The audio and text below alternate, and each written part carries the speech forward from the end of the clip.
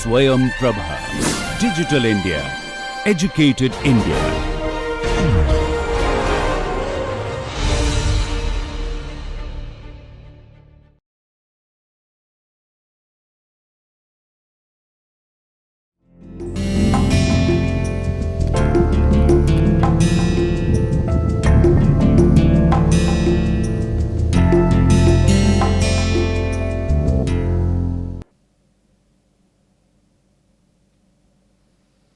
I welcome you all to the lecture number 16 in the course Thermodynamics and Thermal Engineering. Let's recollect what we have discussed in the previous lecture number 15. We have seen the methods to improve the efficiency of the ideal Rankine cycle. So, we solved one numerical question, made a comparative analysis. Initially, we solved the problem without reducing the condenser pressure or increasing the boiler pressure. So, that was the base case. And three methods were employed. First one is reducing the condenser pressure. It improves the efficiency of the Rankine cycle, ideal Rankine cycle. We have seen there is a change in the dryness fraction of the steam also. That is state point number 2. In the second method, we have seen the superheating the steam from in the example which we have discussed, from instead of superheating the steam to 350 degrees centigrade, it was heated to 600 degrees centigrade without changing the other parameters. We found that there is a improvement in the ideal efficiency of the ideal Rankine cycle. And in the third case, we increase the boiler pressure. From 30 bar to 150 bar, 3 to 15 megapascal, and in that method also there is a increase in the efficiency of the Rankine cycle. So, in the second method, there was a reduction in the dryness fraction of the steam at the exit of the turbine. Otherwise, there was significant increase in the net work done. Net work done in the Rankine cycle is the difference between the work done by the turbine minus the work done on the pump, that is work done on the system. So, that gives the net work done. When we divide the net work done by the heat supplied to the boiler QS, we get the efficiency. There is another method by which we can find out the efficiency, heat supplied minus heat rejected, which is nothing but the net work done to the heat supplied in the boiler. So, this is what we have discussed in the previous one. So, now we are going to see the nozzle, what is the function of the nozzle, critical pressure ratio, and few numerical questions. Let me go through the contents. Introduction, the types of nozzles, how to define the efficiency of the nozzle, critical pressure ratio, and few solved numericals. So, to begin with, before seeing the function of the nozzle, all of us are familiar with the major components of a steam power plant or a thermal power plant: boiler, turbine, condenser, and pump. Normally, the nozzle is not shown in the schematic. However, it is a very important device for enhancing the velocity of the fluid, the velocity of the steam. The steam which comes from the boiler is normally a high pressure, high temperature steam, mostly superheated condition. So, before it is expanded in the nozzle, it is passed through a device that is called nozzle. Because the velocity of the steam at the exit of the boiler is not high, it is small. So, in order to enhance the velocity of the steam, this nozzle is incorporated between the boiler and the turbine. Let us see in this session how the velocity of the working fluid, the stream which is passing through the nozzle, is increased at the exit of the nozzle. So, nozzle is a device used to increase the velocity of the fluid, Basically, it is like a duct whose cross-sectional area varies. The area of the nozzle does not remain constant, it is a varying one. Pressure drop takes place. How does this increase in kinetic energy takes place? The steam which is entering the nozzle, at the inlet of the nozzle, it is high pressure and high temperature, no doubt. but the velocity is small compared to the pressure and temperature. So as it passes through the nozzle, as it passes through the duct, pressure drop takes place in the duct, and the drop in pressure is converted into the enhance in the kinetic energy of the steam, Also, if you once there are no moving parts in the nozzle. The nozzle does not contain any moving parts due to the varying cross sectional area, due to the variation in the area. So the the velocity of the fluid is increased at the expense of pressure. Some of the types of the nozzles are convergent nozzle, divergent nozzle, and a combination of these two. So this is the convergent nozzle. So here the steam is entering at the velocity. This is the inlet. Let us take the velocity at inlet velocity is V1. Inlet velocity of the steam at inlet is V1. Outlet velocity, let us take V2.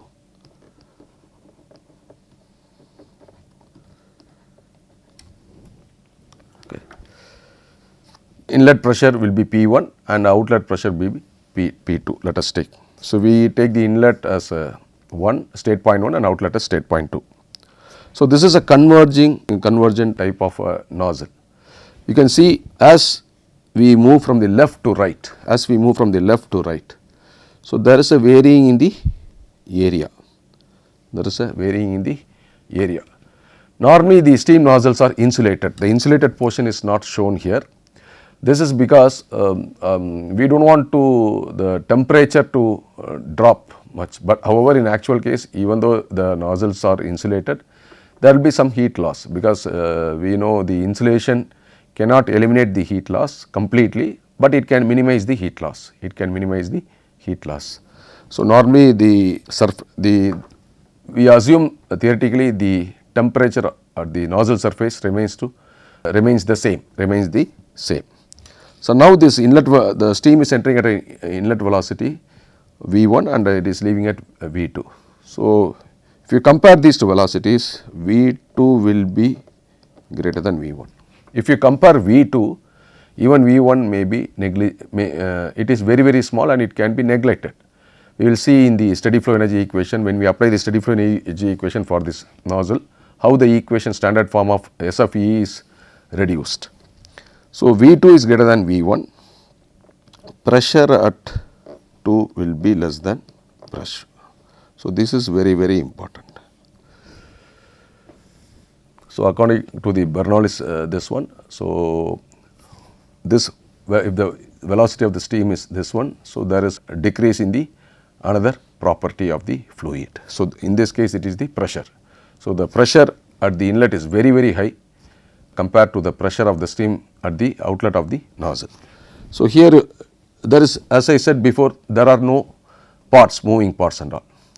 There is one valve which is provided on the rear side to vary the back pressure, and this is the second schematic represents the divergent nozzle, just it is opposite to the convergent type. So in the converging type, as this fluid enters, the area is converging, the area of the duct or the nozzle is converging. So here it is diverging, so it is called a diverging nozzle. So the inlet velocity and the outlet velocity, there is a significant variation in case of a nozzle. This is the convergent divergent nozzle. Inlet, this one, this is the inlet, again this is the outlet. The area, the portion of the nozzle at which the area is constant, does not vary, that is this portion is called throat. This portion is called nozzle throat. So let me mark with the red color this one. So this is the throat. So here you can see this is the converging part. So there is a reduction in the area. So here the area is minimum or least at this point where I have marked with a red color pen, and again it is the diverging part. The nozzle, this portion, the green color portion of the nozzle is the diverging part and the blue color portion is the converging part. Okay, so this is called a CD nozzle or a convergent divergent nozzle. Let me define the efficiency of the nozzle. So, if you see the enthalpy we can write H is equal to U plus PV, H is equal to U plus PV. So, there will be a drop in enthalpy of the working fluid from H1 to H2 as the fluid leaves the nozzle. So, there will be reduction in enthalpy at the exit of the nozzle. So, the enthalpy drop, the drop in enthalpy is equal to the gain in kinetic energy, because the velocity of the nozzle, velocity of the fluid in the nozzle is increasing. So, we know kinetic energy is half mv square. If we assume 1 kg of the working fluid, so it is v square by 2. So, the kinetic energy at the inlet is v1 square by 2 and the kinetic energy at the outlet is v2 square by 2. Of course, v2 is much higher than v1. So, the drop in enthalpy of the steam is the gain in kinetic energy, So, efficiency of the nozzle is the ratio of actual enthalpy drop. So, here I have plotted the process on a enthalpy entropy diagram. So, x axis is entropy and y axis is enthalpy, HS diagram. So, these are constant pressure lines. So, this is the inlet pressure, this is the inlet pressure and this is the outlet pressure.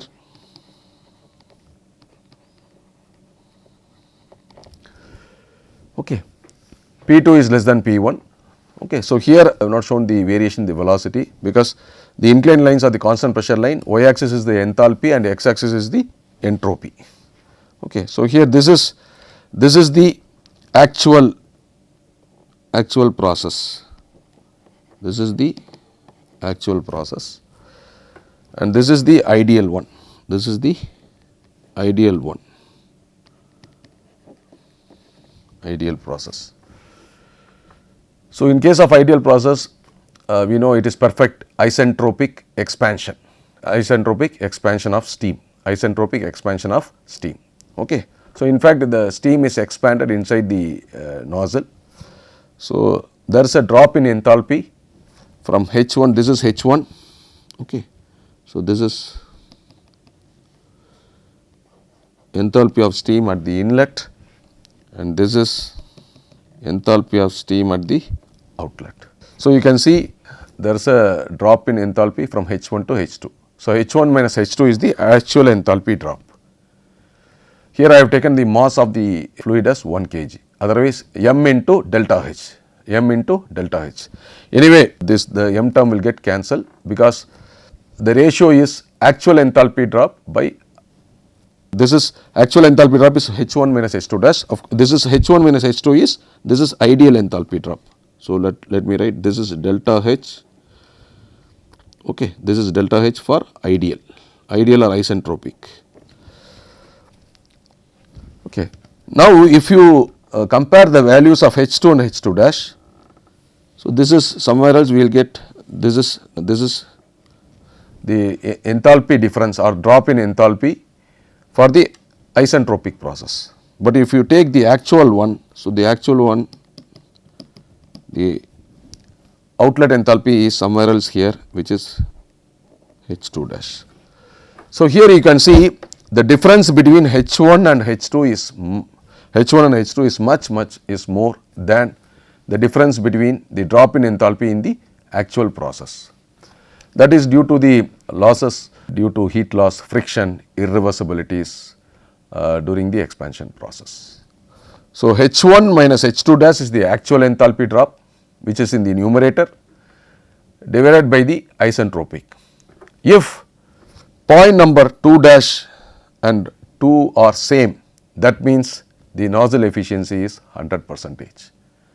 So, if H2 dash is equal to H2, that means numerator also will be H1 minus H2, denominator is H1 minus H2.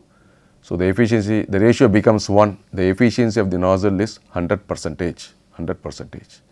Okay. So when the nozzle is designed carefully, suppose if the design is a perfect efficient one, if it is a perfect one where the losses are minimized, losses are minimum, so this difference will come down, so the ratio will increase and the efficiency will be obviously. Now let us apply the steady flow energy equation to this device. So it is also a steady flow device. Already we have seen this equation in the previous lecture for a turbine, for a compressor, for a throttling device it is H1 is equal to H2 because there is just an isenthalpic process in case of a throttling process. Now let us apply the SFEE to the nozzle. So we know the basic equation is H1 plus V1 square by 2 plus G into Z1 plus Q is equal to H2 plus V2 square by 2, instead of G into Z1, G into Z2, that is the potential energy plus the work done. So that is the basic equation. Let me write the basic equation. General steady flow energy equation is SFEE. Here I have written directly. Let me explain how we are getting these terms, why some of the terms are not there. So it is H1 plus V1 square by 2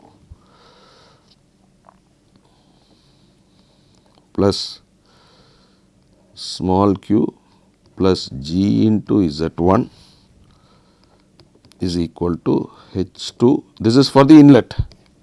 This is at the inlet of the device. H2 plus V2 square by 2 plus W. Let me write the first potential energy and this one. Of course, we can write it in any order. Since I have written the kinetic energy term as the second term, let me write the potential energy term as the third one, G Z1, and here I will write Q plus G into Z2 plus small w. We know that Q is equal to, small q equal to capital Q by unit mass by M. So this is the right hand side of the steady flow energy equation. So as I explained before, these steam nozzles are insulated. So we assume there is no heat loss in ideal case. However, there may be little heat loss in the actual case. So there is Q term is 0. There is no work done by this one. So W is equal to 0. Assuming Z1 is equal to Z2, there is no changes in the potential. Changes in potential energy is equal to G into potential energy at inlet is 1, outlet is 2. So Z2 minus Z1, that is equal to 0. Change in kinetic energy. Kinetic energy is half m v square by 2. We have taken the one unit mass flow, unit mass. So per unit mass you are calculating. So v square by 2. At the inlet it is v1 square by 2. Outlet is v2 square by 2. So 1 by 2 into v2 square minus v1 square. Okay. This cannot be 0. Okay. Because the function of the nozzle is to increase the velocity. So v2 is much higher than v1. So this cannot be greater than 0. Of course, v2 is much higher than v1. So when this is 0, so this term also will get cancelled. So I am having H1 plus V1 square by 2. There are only two terms, H1 plus V1 square by 2 and equal to H2 plus V2 square by 2. So this is how the steady flow energy equation has reduced to this form in case of a nozzle. Now bring this, keep the enthalpy terms on one side and the velocity terms on the other side. So H2 will come that side, H1 minus H2 equal to V2 square minus V1 square by 2. This is for an isentropic case. For an actual case, if you refer the previous diagram, actual enthalpy drop is H1 minus H2 dash. H1 minus H2 dash. So instead of H2 I am putting H2 dash. Instead of V2 velocity I am putting V2 dash square minus V1 square. Okay. So if V1 is negligible, it does not mean that it is 0. It is compared to the exit velocity of the steam, the inlet velocity is very, very small. So, if V1 is negligible, then the efficiency of the nozzle becomes V2 square by V2 dash square by V2 square. V2 dash square by V2 square. However, if we do not neglect this V1 and take the value as it is, even though it is small, then it is H1 minus H2 dash divided by H1 minus H2, or in other words, because H1 minus H2 is V2 square minus V1 square by 2, V2 square minus V1 square by 2, and the H1 minus H2 is H1 minus H2 dash is V2 dash square minus V1 square by 2. So, that is the numerator divided by H1 minus H2 is that we have, I am substituting this one, V2 square minus V1 square by 2, 2 and 2 will get cancelled. So, the numerator, the efficiency of the nozzle is written as V2 dash square minus V1 square divided by V2 square minus V1 square. That is the change in the kinetic energy of the actual process divided by the change in the kinetic energy of the isentropic process. So, if we know the velocity V1, V2, we can find the efficiency. If you know the three terms, inlet velocity, exit velocity for the ideal cases, and the actual case. Similarly, if you know the inlet enthalpy, outlet enthalpy for the actual process and isentropic process, we can find out the efficiency of the nozzle. So, very important term, critical pressure ratio. So, here again I have shown this one. There is a graph plotted here. So, let me explain this graph, then we will define the critical pressure ratio. So, here I have taken the P2 by P1. Okay.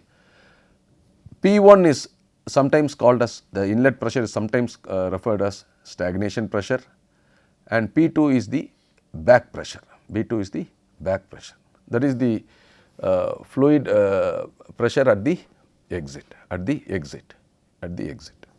before it leaves the fluid is going to the turbine for further expansion. So, here I have taken the P2 by P1, that is the pressure at the exit divided by the pressure at the inlet. Okay. So, you can see up to a particular value, or let me take this one. Here, if you take this one at this point, if you move from right to left, as I reduce this ratio, or if you move from left to right as I increase the ratio. Okay. Let me explain this curve by from right to left. So, as the pressure ratio is decreased, the mass flow rate through is also this one. So, after a particular point, it is decreasing, or in other words, as the pressure ratio is increased, the mass flow rate of the working fluid, the stream through the nozzle is increasing up to a point, up to this point only, beyond which it remains constant, That means further increase in this ratio of back pressure to the inlet pressure does not increase the mass flow rate through the nozzle. So, the value of the pressure ratio at which the mass flow rate is maximum, mass flow rate through the nozzle is maximum, is called critical pressure ratio. The critical pressure ratio is represented by the symbol asterisk or a star. Okay. Pressure ratio is P2 by P1 asterisk or a star, that refers to the critical pressure ratio. So, here the mass flow rate is maximum and the corresponding x axis is the critical pressure ratio. So, it is the pressure ratio at which the mass flow rate through the nozzle is maximum, mass flow rate through the nozzle is maximum. So, there is a derivation which is not the focus of our this one. So, I have just given the final equation.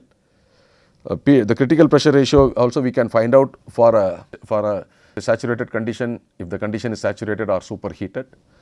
So, in terms of gamma 2 divided by gamma plus 1 whole power gamma by gamma minus 1, So, if you substitute the value of gamma, for a saturated one or a superheated condition, it is 1.3 and 1.135, 1.3 and 1.135. So, we get the maximum pressure, critical pressure ratio. So, there is a valve which is provided on the rear side of the nozzle. As we adjust that one, the P2 value or PB, sometimes back pressure is referred as PB, P2 or PB. In some textbook they will use PB, in some references they will use P2. So, we can follow any one notation uniformly. So, as the back pressure is reduced, so what happens as the back pressure is reduced, as the stream moving from inlet to exit, so there is a pressure drop, significant pressure drop between the inlet of the nozzle and the exit portion. So, that has been converted into increase in the kinetic energy or increase in the velocity, There are two terms in this perspective. One is over expansion, another one is under expansion. What is this over expansion and under expansion is? When the steam leaves the nozzle, so it suppose if the pressure at the exit is more than the outside pressure, ambient pressure or free stream pressure at the free stream condition, that is atmospheric condition. What happens is, that is called an under expansion. If the pressure of the steam leaving the nozzle at the exit, it is less than the outside pressure or the ambient condition, it is called over expansion. So, when these things normally these either the under expansion of the nozzle or the over expansion should not be there. However, if there is a drop in pressure, especially at higher altitudes, what happens when the outside pressure is less?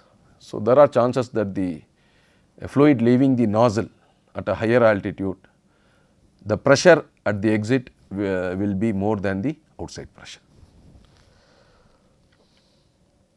So, with this background, let us solve some numerical questions. Here, apart from using